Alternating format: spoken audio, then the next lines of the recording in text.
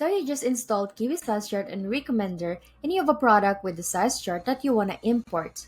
Let me show you how to quickly import a size chart from a Shopify product description into Kiwi Size Chart.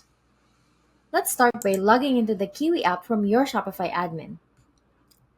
Once you're in, click Add New Size Chart at the top right, then select Import Size Table.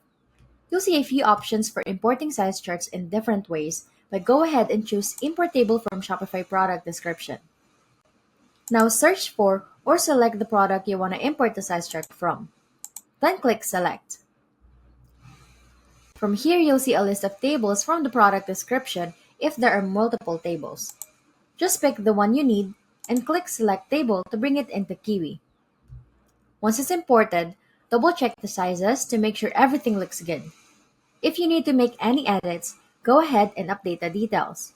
Just don't forget to click Save when you're done. So, your size chart is ready to go. If you have any questions, feel free to let me know. Thanks for watching.